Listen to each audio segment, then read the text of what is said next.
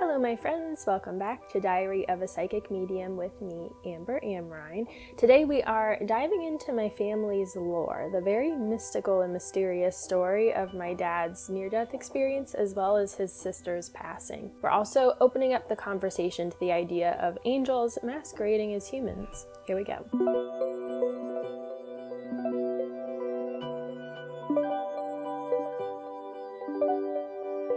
Alright, so I briefly skimmed this story on an Instagram reel of mine very recently, but we are going deep into the story of my Aunt Kristen's passing because her story is just really insane. It's just this like mystical, magical thing. This is going to be part 1. This week we're diving into the lore. Next week, we are diving more into the whys, the spiritual significance of certain family lines and why things go the way they do for each person specifically, as well as diving deeper into this concept of angels masquerading as humans. So next week, we're getting into the nitty-gritty. This week, cozy up for some story time. So there was a full circle moment thing that happened. So I'm going to start our story in present time, and then we're going to go back in time and come back to present time. So last weekend, I think, I was watching Wolf's Message on Gaia, and my brain exploded because there were insane similarities to the story of my Aunt Kristen. And I'm going to start by sharing what Wolf's Message is just to set the tone. So Wolf was a very spiritual person. Everyone experienced as a radiant light, some even going to the extent of calling him an angel in a human body. What makes his story special is he knew when and how he was going to die. He was struck by lightning under a tree in a cemetery that he frequently meditated under. The day of his passing, there was a highly localized storm that just came out of nowhere. And in the entirety of the storm, there was a single crack of lightning.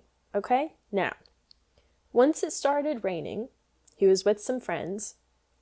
He told them he had to leave. He excused himself, ran outside, immediately went to the tree in that cemetery, and in that single crack of lightning, he was gone. It struck him in the foot. After being told of his passing, his parents, understandably in a daze, went to a nearby store. Now, this is not something that was like a tradition. This is not something they were planning on doing. This was a total spur of the moment thing, okay?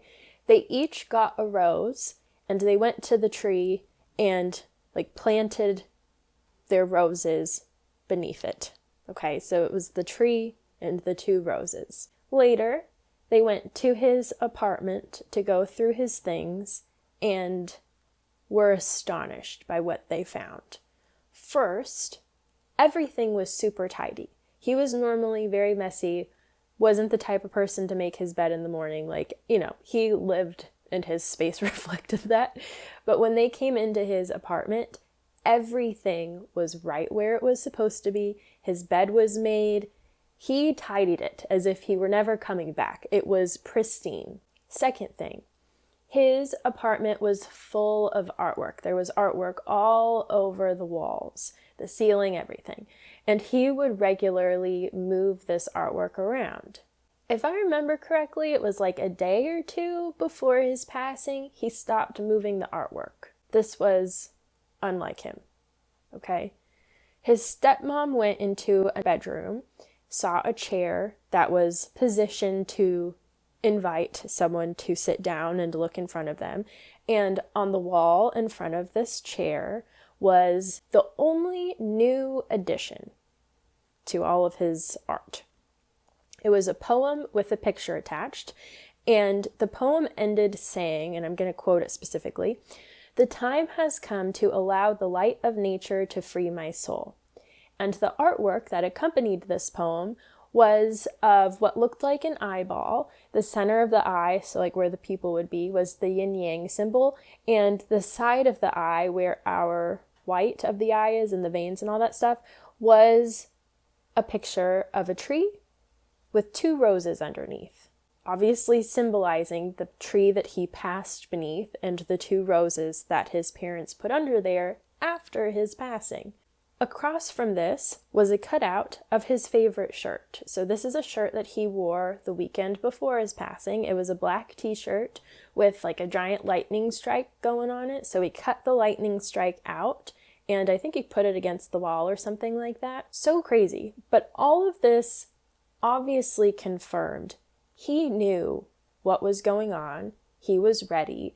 And he set everything up in a way almost to extend his hands to his parents to let them know everything's okay. I am here. Nothing has changed. This was all destined, essentially. As time went on, they ended up coming into contact with this medium who became one of Wolf's main channelers, as far as I know from watching the documentary. But even though he had passed, there was still a lot of work that he needed to do here, so he essentially spoke through her in order to teach his understanding of the universe, which is 1, consciousness continues.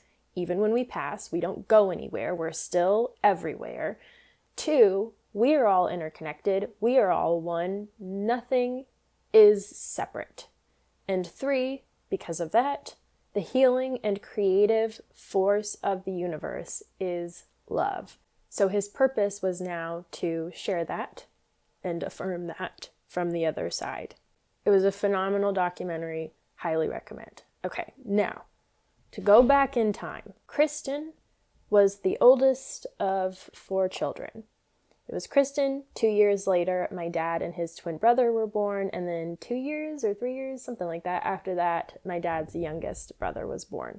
Throughout my story today, I'm going to be putting in some clips from an episode I did in May 2023 called Near-Death Experiences, Channeling, Exploring Spirituality, and More with my dad. My dad was a guest. I had him share his story, so for certain parts that have to do with him, I'm just going to plug that in so he can share his story personally instead of me paraphrasing. But to begin, when my dad was 7, he had a stroke that almost took his life. He was in a coma. It was obviously very traumatic, and I pass it over to him now to share. I was 7 years old, and I was riding my bike with my 2 brothers and my sister, and we were riding down the street, and all of a sudden I got dizzy, really dizzy, and I kept getting dizzier and dizzier, and I said, I don't think I can ride with you guys anymore. So I turned around, and this was a Saturday. I remember that because that's what we did on Saturday. We'd get up and ride our bikes and play ball and have fun. So I started riding back to my house, and I kept falling off my bike. And by the time I got to the front of our house, I was so dizzy, I had to get on my hands and knees and basically crawl into the house. And so my mom called the doctor, and the next thing I know, I'm in a hospital on a gurney, and a doctor's talking to me. I was afraid to talk to him, and I woke up a week later. I was in a coma for a week, and that was an amazing experience. That was unbelievable. So if you can imagine when you close your eyes and you kind of, you do that, you can kind of see colors, you can see movement. And that's what I did. I was able to see movement. I was able to see, blues, reds, yellows, greens, stuff like that. And I only heard mumbling. I couldn't hear, like we're talking. I couldn't distinguish voices, but the mumbling I could distinguish what mumble was with what person. And this was for 7 days, and I remember all 7 days, and it was very terrifying. I remember one experience that I had was I was walking through clouds, and there were 7 figures in front of me, all different sizes. I couldn't see who they were, but I knew they were relatives, and they basically had blank. I could see the silhouettes. They were all white, glowing white. They had no features, human features, and they would speak telepathically, and I would hear their thoughts and they would hear mine, and they said, "Come with us, you're ready to come home." And I believe this was on the second day of my coma. And I remember I said, "No, I'm not ready to come home. What are you talking about? I got a lot of life to live. I don't want to." And I fought with them for a full day. I'm not kidding you. I'm like, "No." And it was back and forth. And I said, "No, I am not ready. No." So basically, my contract was rewritten because I was so demanding. And then I remember the doctors pulling my parents aside and saying he's not going to wake up. And my mom's like, "I don't think so. He is waking up." So her and her friend got some holy petals from New York, and they put them all around my body, and they burned candles, and they chanted, and they held my hands, and I actually woke up the next day, to the amazement of the doctors. And I was able to talk, was able to function. The only issue that I had was I was paralyzed on my whole left side. So I was in a wheelchair. I had to learn how to walk again. And, that was very hard. But what the amazing thing was, when I came back, when I basically woke up, I had all the answers to life. I really did. And I was 7 years old in 1975. Now, who's going to listen to a 7-year-old in 1975? And so I basically just kind of shut down because no one listened to me, and they all laughed at me because, let's face it, we fear, for the most part, what we don't understand. And people did not understand me, including adults. As he explained, this was a very traumatic time for the family. He needed to learn how to eat, how to walk, how to function as a normal child again. And understandably, my grandparents were hyper focusing on him because this was a very, very lengthy time of recovery that needed to happen. Kids at that age don't know how to process traumatic situations. They don't know how to communicate properly. They're feeling big feelings and don't know what to do with them. So during this time, my Aunt Kristen and my dad's youngest brother were a little mean to him, saying things that were not very nice because they were jealous. But again, they're kids. They don't know any better. I'm going to put a pin in that because this is going to become relevant later on. So going back to Kristen, long before anyone could accept it, she used to say that she knew she was going to die young. Everyone would always say to stop saying that, but she insisted she knew it, and so she lived a lot of life in her very short lifetime. She looked a lot older than she was. She acted a lot older than she was. She was brilliant. My grandpa skipped a bunch of grades. He started going to Stanford at 16. Like, he is a brilliant engineer.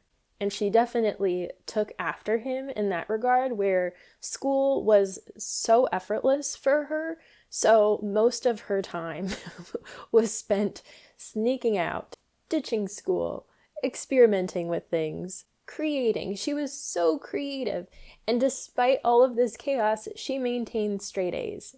If you think about it, if you knew for a fact that you were going to die young, you wouldn't spend your whole life conforming to norms and doing what you were told you were supposed to do. You would kind of push the envelope because it's like, I only have so much time here. Like, I'm not going to waste it just learning how to follow directions. So she just lived very fully.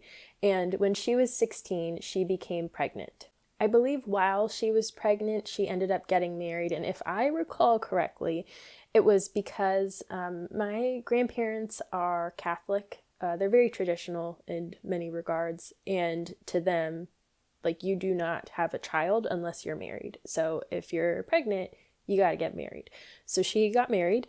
They moved out. She had her own little apartment and everything. My cousin Lila was born, a happy, healthy little baby girl. I don't know if I'm remembering this correctly. I think my grandma may have said right after she had given birth, when they were still in the hospital, Kristen had asked her to take care of Lila if anything happened to her. I don't know if that's my brain just gaining this visual and seeing her in the hospital, or if it was just sometime after Lila was born, but I do know that she made my grandma promise to take care of Lila in case something happened. Life continued. She was accepted into UCLA, beautiful future planned, life just kept on going. Shortly after my cousin Lila turned 1, Kristen was now 18, and she planned a road trip to Mexico with 2 of her best friends. This was almost exactly 4 months before her 19th birthday. 2 days before they left to Mexico, she started apologizing profusely to my dad over and over for the things that she'd done and said to him when they were young. So going back to when he was in his coma and she wasn't very nice to him, she was trying to just really clear any tension from that time, urgently clearing her heart just over and over. And my dad literally asked her what was going on because she was scaring him, because this just came out of left field, Once again, Kristen asked my grandmother, her mom, to take care of Lila. She just made sure everything was in place. Nothing was left unsaid. Any leftover threads were tied up. So they went to Mexico, had their time, had fun, did their thing, whatever. And on the day they were supposed to return, Kristen was nowhere to be seen. They could not find her anywhere. It started to rain. They started to panic. She was still nowhere to be seen. And then they finally saw her just taking a nice, calm stroll on the ocean, on the beach, just walking by the water like nothing. Okay, so they wrangled her in and they got ready to drive back. They had a discussion about who was going to sit where, so who was driving back was already agreed upon. But now they had to decide who was taking the passenger, who was taking the back seat. Kristen insisted on the passenger side, so that's where she sat. They left, and that was that. Shortly after getting back on the road, they were still in Mexico at this point. The driver lost control of the vehicle. The car flipped. Luckily, the driver was completely unharmed. The girl in the back seat flew out of the sunroof and was very injured, but luckily was okay. This is totally horrible, but my dad had told me that I believe they spent hours picking paint out of her wounds because she slid against the car. Oh, it was so horrible. And then Kristen, unfortunately, flew out of the passenger window, shattered her neck upon landing, and died immediately. She knew she was not coming back from this trip, and she so lovingly put things in place before she went. And after hearing the news of what had happened, all of these little signs leading up to this trip started to make sense. They held a funeral service for her, and my dad said it was completely packed, standing room only, not a dry eye, just line out the door, just everybody that had at some point been in contact with her was at this funeral because she was such a beautiful, special soul. She was gentle, never in a bad mood, the life of the party, brilliant, innovative, wise beyond her years, just the most special light that touched everyone she came in contact with so deeply. When I asked my dad what she was like, he said she was literally an angel in a human body. And this celebration of her life, really enforced just how much of an impact she had on people. My grandparents had her cremated, so the plan was they had a friend with the sailboat, so they were going to go to sea. Everyone had a balloon and some of her ashes. They were all going to spread the ashes and then each let their balloon go in honor of her. I understand nowadays it is not recommended to let balloons go because it can harm sea life, but this was the 80s. It was a different time. So the day that they were to go out to sea, it was a very cloudy, cold day. If you are familiar with the West Coast, like LA part of the coastline, It's very cold and gloomy very frequently. People think that Los Angeles is sunny and warm all the time, which sure it is in comparison to other places, but especially on the coast, it gets very gloomy and cold and windy. So they had gone onto the sailboat and spread her ashes. It was time to now let go of everyone's balloons, so they all let them go. And this part is so crazy. All of the balloons just came together, shoop, into a clump. This clump then went up into the clouds. The clouds opened up. So all of a sudden, the sun was shining. It was a sunny, beautiful day. Continued up into the clouds, taking their time. And once they were fully beyond the clouds then shoop, closed again, making it cloudy and cold. So obviously this was insane confirmation that she was with them. She was still around. It was this beautiful moment of connection and love. A little later, my grandparents went to Kristen's apartment to get some of her stuff. As I explained earlier, at this point Lila had just turned 1, so she had a balloon. And this balloon had completely deflated. It was done. There was no air, no helium. It was completely flat. When my grandparents were in her apartment, this balloon inflated itself and flew out the window. Okay? That's insane. There was no way to apply logic to what had happened. So this was big confirmation number 2, that Kristen was still around, still with them, sending her love.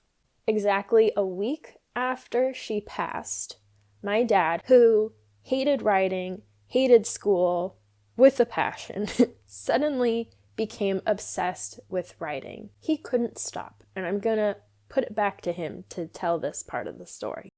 Yeah, she passed away when I was 15 years old. She was 18. And, it was very difficult on the whole family. It was extremely difficult, especially because, I'm 7 years old. I almost died of a stroke. I just got home. I'm in a wheelchair for a month. Yeah, I'm like a brand new infant baby. I had to wear diapers. I'm like, whatever. It happens, I was like a brand new baby. I was in a wheelchair. I couldn't feed myself. I couldn't walk. So they go through that whole ugliness. And then, and then my sister dies, and it's just our whole family's like, oh my gosh, and so I tried to get a connection with her, and I never did. However, I will tell you this: she was the writer of the family. She could write like you wouldn't believe. She, for her essay paper in high school, 64 pages. The teacher's like, Kristen, I can't read this.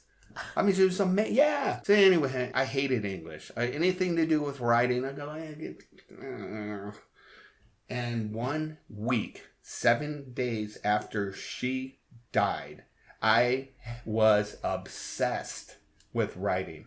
And I just started writing poems and poems and poems and poems. And I created my own little format of writing poems. And then, and it took, I just kept going and going and going. And then I put a poetry book together, and she helped me write that book. She helped me with all the poems I wrote that are in that book. So every time I write, her energy's coming with me.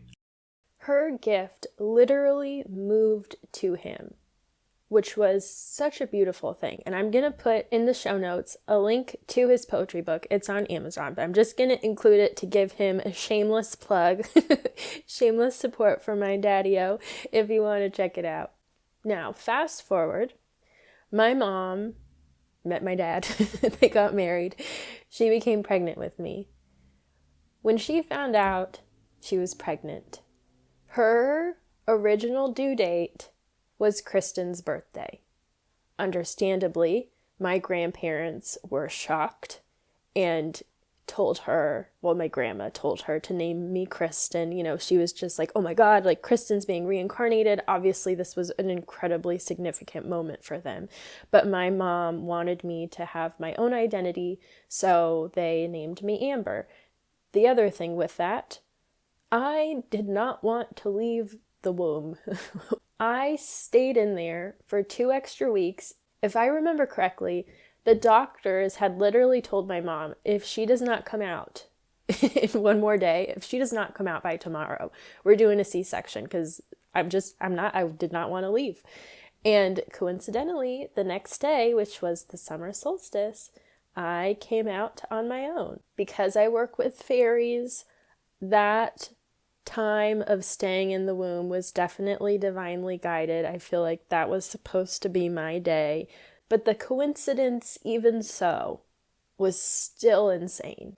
A few years after I was born, so now Lila was 13, I believe, her dad passed. So tragic. He cleaned pools, and it appears he had had a seizure and rolled into the pool and drowned. So horrible, so tragic. Unfortunately, Lila now lost both of her parents and struggled very much, very quickly and very young, fell into addiction. Her lung collapsed from smoking so much. Poor girl. She went through a lot. This I want to sort of unpack a little bit more in the next episode, because when there are significant beings that pass young, obviously it has an effect on the family, on people that knew them. Like, it affects us very deeply as physical beings. And I know that Lila's not unique in that. For people that have gone through a lot of trauma, it is very common that they fall into addiction. And I want to sort of explore why things unraveled as they did, because I feel like it'll help clarify why certain familial dynamics happen as they do and what the deeper purpose behind them are. So that we'll dive into next week. But to keep going with this story, when I was a kid, I had a phobia of balloons. And this was for a very specific reason. The house we grew up in, or the house I grew up in rather, was 2 stories, okay? And anytime I brought a balloon into the house, I would wake up and it would be in my bedroom. Every single time. I would even test this. I would literally put the balloon in the furthest corner in the home, like in the laundry room, where there is no direct way to go straight to my bedroom upstairs. You know, it had to have gone like through all of these other rooms, done a whole circle, gone up the stairs, gone down the hallway, and it still found its way to my room. Every single time, no matter where I put the balloon, I would wake up in the morning and it would be in my bedroom. So I was convinced that balloons were demonic. Okay. I thought every balloon had some sort of connection to the underworld. They were possessed, so they freaked me out. This is something that I just randomly held within myself. My dad didn't know that. I didn't know these stories about Kristen. And when I was asking my dad just stories about her to put this episode together, he told me those 2 stories about the balloons, and I was like, oh my God, that was Kristen the whole time. But I didn't know because I was so young, so I just thought it was some scary ghost. So crazy. It's very interesting how trauma, or how these stories continue through the generations. I never met Kristen because obviously I was born like 10 years after she passed. But because of her story, following my trauma, I had a lot of guilt because this is specifically with my sexual abuse. After my uncle went to jail, my aunt and my cousins went to a different state, They lost their dad. They were mourning their dad. They didn't know what was going on. Everybody's life sort of exploded. And again, I was young. You don't know how to handle that. So I blamed myself. I felt like I was the cause of all of the chaos, and deeply, I don't want to get into this because it's so sticky, but I took responsibility when it was not mine to take on. And pairing that with the circumstances, how things were handled following just the whole mishmash, your body trying to recover from trauma, I frequently felt like I was going to die. And it created this very scary tug of war because since I felt guilty and didn't want to be a bad person, I would frequently apologize. I'd over-apologize about everything. And I would go through these periods where I felt like I just needed to right wrongs, even if they weren't my wrongs to right. And I'd start apologizing, but I'd also have this fear of dying. And then I'd think about Kristen, and I'd correlate apologizing a lot with preparing for death. So that was an interesting thing to process. I'll dive into this a little bit more next week, but what I've come to understand more than anything is it all brings us back into alignment. What coming to life looks like, what alignment looks like for each person is going to be different. Some people have a lot of work to do from the other side, and other people have a lot of work to do here. And I'm one of those people that my work is here. You know, I am not meant to pass on yet. Still got stuff to do here. Whereas with her, alignment looked like passing over. And for someone like Wolf, their magic is coming from the other side and really affirming that consistent connection we have with them. The consciousness doesn't end when we die, you know, all that stuff. So her story definitely forced me to look at death differently, to understand the purpose of everything. And honestly, I dare say, had my dad not gone through a stroke and had Kristen not passed, I wouldn't feel as comfortable talking about and exploring death and normalizing this stuff as I do now. Like, those have been pivotal pieces of information, you know, that have influenced my journey through this work. So they both definitely set like solid stones in place for me to run with. With my grandparents, they were always very nervous about me driving, especially in the rain, and God forbid I drive a Beetle. My Aunt Kristen had a Volkswagen Beetle, those old school ones. I think my grandma told me she painted it like a ladybug, which is fun. But since I was a kid, those were my favorite cars. I loved Beetles. I wanted one so bad, and I wanted to personalize it, and that was the scariest thing I could have told my grandmother. So the echoes of that trauma definitely still persist, but also just that creative, self-expressionary freedom, you know, of Kristen is also still there, living through all of us as well. Even though I didn't personally have, like, she's a blood relative, but I'm not her daughter, I'm my dad's daughter, you know?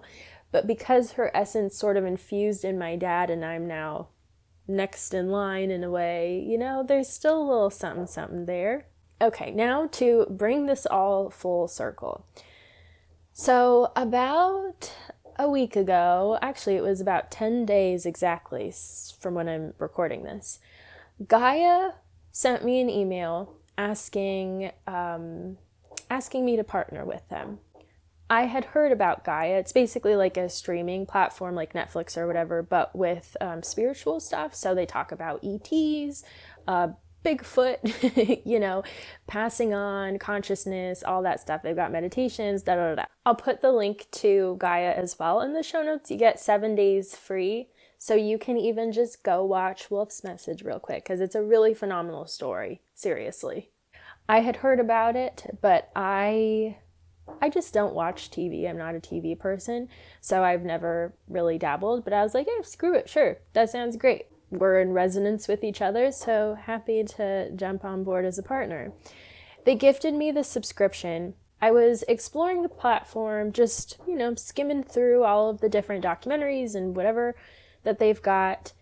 And I started to play one, but I was like, nah, I feel like I need to watch a different one. And then I clicked on a different one and was like, no, I don't think that's it either. And then I found Wolf's Message and I was like, okay, let's see what this is. And this one hooked me in. And I was like, okay, this is the one. Let me see this all the way through. And then all of this resonance with Kristen's story started to come through, and I was like mind blown. I finished watching it, and I called my dad to tell him. I was like, you're never going to believe what just happened. I joined this partnership. They gave me this subscription. I watched this story, and it reminds me so much of Kristen. And I just started asking more questions about Kristen and stuff, and my dad started to channel her, and he started bawling. I never have issues when I'm on the phone with him. We have full reception, like no problem. He started bawling and he started telling me what she was saying, or, I was just asking him more specific details about the situation when she passed away, the road trip and everything, because I just knew the general story, but I was curious about the details, like how much she knew she was going to pass and those things. And he told me that she was literally like within him speaking, and the phone was going out like crazy. I could not hear him. It sounded like he was underwater. It was crazy. And then it would calm down and he'd be like, okay, her energy's subsiding. And then we'd talk a second and then I'd ask something else and he's like, oh, hold on, she's coming through again. And then he'd cry and then the phone would go out. And it kept doing that. And it was stressing me out because like, I want to know this story, but I can't hear you because her energy is too strong. It's coming through so much. My phone just can't handle it. Anyways, so we had this beautiful conversation just talking about her, and I was learning more about her and her story and things like that, and we hung up the phone, and I want to say 5 minutes later he called me and he was like, I just realized something. This is the anniversary of her death. All of this happened on the 42nd anniversary of her passing. What? Full mind explosion again.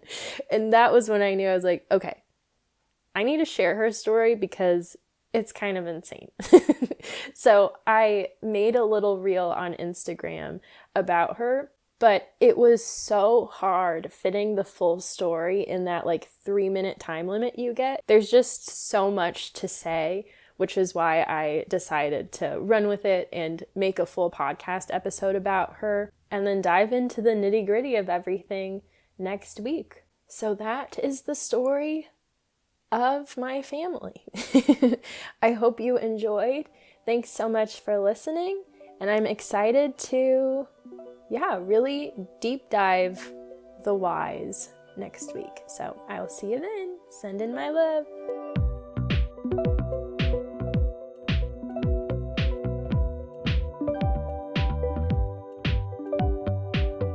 Thank you so much for listening to Diary of a Psychic Medium with me, Amber Amrine. To learn more about me, book a session, learn about my mentorship program, all that good stuff, you can visit channelwithamber.com. Follow me on Instagram at channelwithamber. Special thank you to Unicorn Heads for my theme song, A Mystical Experience. I'll see you next time.